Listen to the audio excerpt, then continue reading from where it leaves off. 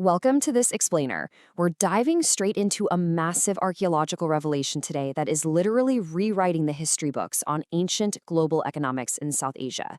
We're heading to the southern bank of the Vegai River in Tamil Nadu, India, to a 2,500-year-old settlement called Keeladi. Now, if you've always pictured ancient global trade hubs as just being clustered around the Mediterranean or the Middle East, well, get ready to have your perspective totally shifted. Because Keeladi, it wasn't just some quiet ancient village. It was a bustling, highly industrialized node in a massive transoceanic network. So let's start with a mystery that really sets the stage for this whole explainer.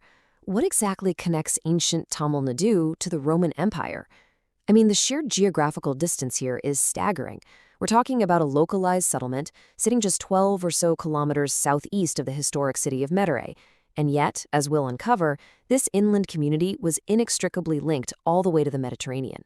So how on earth did a settlement on the Vegai River become such a crucial global commercial highway?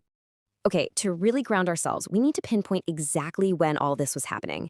Thanks to some extensive radiocarbon dating, including samples sent over and processed by Beta Analytics right here in the US, we know the earliest layers of this settlement trace all the way back to 580 BCE, and it stayed a thriving center right up until around 200 CE. The big takeaway here, Keeladi was totally contemporary with India's second urbanization up in the Gangetic Plains. This absolutely proves that an urban, industrialized society was booming in South India way earlier than we previously thought. I mean, it flourished for 800 years. That is a serious span of time to build up wealth and global connections, right? And when I say urban, I mean truly, massively urban. 110. That's the breathtaking 110-acre cultural mound that makes up the Keeladi site. To put that into perspective, this wasn't just a loose collection of huts. The archaeology reveals a highly planned urban settlement packed with advanced civic infrastructure. We're talking extensive covered drainage networks, sophisticated water management systems using interlocking terracotta ring wells, and incredibly well-planned domestic layouts. This was a city, literally built for industry, populated by a society that clearly valued highly structured living. Honestly, the evidence paints a picture of true hardcore industrialization. When the team started digging up structural remains, they didn't just stumble on some randomly stacked stones. No, they found massive 13-meter-long walls made entirely of standardized fired bricks. And here's the kicker. They strictly adhered to a 1:4:6 proportional ratio. What you need to take away from this is that it absolutely proves they had organized, industrial-scale kiln production going on. They even had well-laid clay floors with wooden poles secured by actual iron nails to hold up the roofs. You just don't get that without a massive, coordinated workforce and a highly organized society. So what exactly were they doing inside these massive brick structures?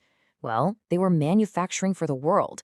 Zooming in on the artifacts, the evidence for a booming export-oriented textile industry is just undeniable. They've unearthed spindle whorls, superfine copper needles, hanging stones specifically designed to maintain yarn tension, and these massive, specialized vats used for dyeing fabrics.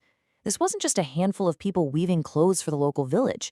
These specialized tools point to a localized weaving industry engineered to pump out textiles on a scale meant for heavy global export. But wait, it wasn't just textiles. Keeladi was a major league hub for luxury goods, specifically bead making. And they were working with a crazy variety of materials. They were actually importing raw chunks of semi-precious stones. We're talking agate, carnelian, amethyst, and crystal quartz, and processing them locally into highly specialized export-ready beads. They even dug up over 1,100 glass beads. Finding those raw, unworked chunks right alongside the unfinished beads, that's the smoking gun. It confirms the processing was happening right there in Keeladi. They were importing raw materials, adding immense value through specialized craft, and shipping out finished luxury goods. To really grasp the sheer magnitude of this industry, you have to look at the volume. Over 2,300 semi-precious stone beads have been recovered from the site so far.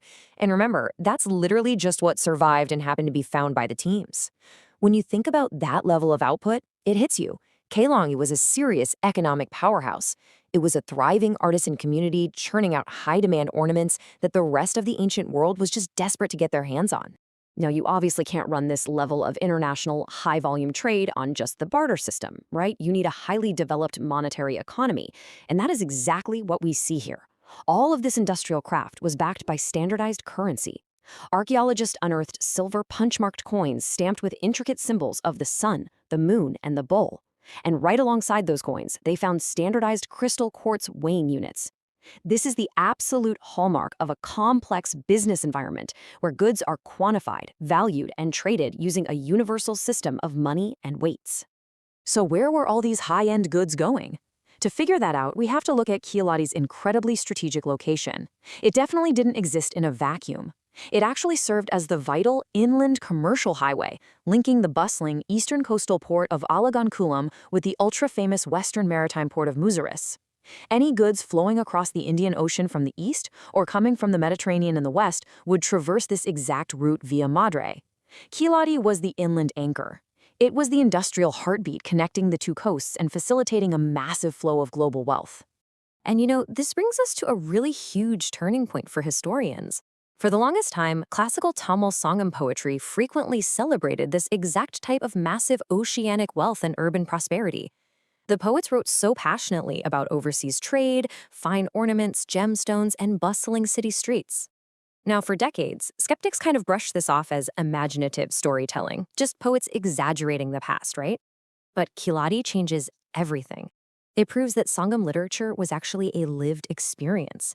The physical evidence we're pulling out of the ground matches the ancient poetry perfectly. Okay, here is the absolute climax of our explainer, the hard, physical proof of transoceanic trade. Archaeologists have actually found imported Roman rouleted ware and Eratine-type fine ceramics. Finding these diagnostic Roman ceramics buried deep in Tamil Nadu is just incredible. These pieces perfectly match the ceramics documented at the famous coastal port of Archaeology. It confirms without a shadow of a doubt that Keeladi was directly tied into the massive trade networks of the Roman Empire.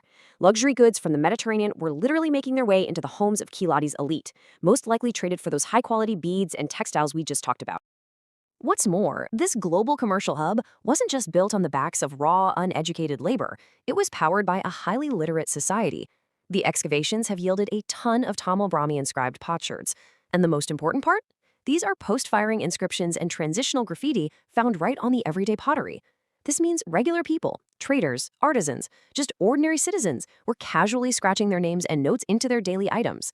That kind of high public literacy is exactly what you'd expect to see in a sophisticated business hub where recording transactions and tracking trade was just a daily necessity. Now brace yourself for this number, 4. What is truly mind-blowing about everything we've just discussed, the advanced civic engineering, the industrial-scale textile and bead operations, the Roman trade links, the silver coins, is that despite 10 seasons of rigorous digging, archaeologists have excavated a maximum of just 4% of the total 110-acre site. Let that sink in for a second. 96% of this massive, thriving, ancient global hub is still buried in the earth. At this rate, it might literally take us another just to figure out what they were up to in the remaining 100-plus acres. Which perfectly tees up our final thought for this explainer. As you think about the vast, completely unexcavated portions of this commercial giant, you really have to wonder, if a mere 4% yielded direct links to the Roman Empire, hard evidence of industrial manufacturing, and widespread literacy, what other ancient global secrets are just sitting there, waiting beneath the soil? What other empires were they trading with? Keeladi isn't just another chapter in history. It's a massive, unfolding story of ancient globalization, and we've barely even read the prologue. So what do you think they'll find next?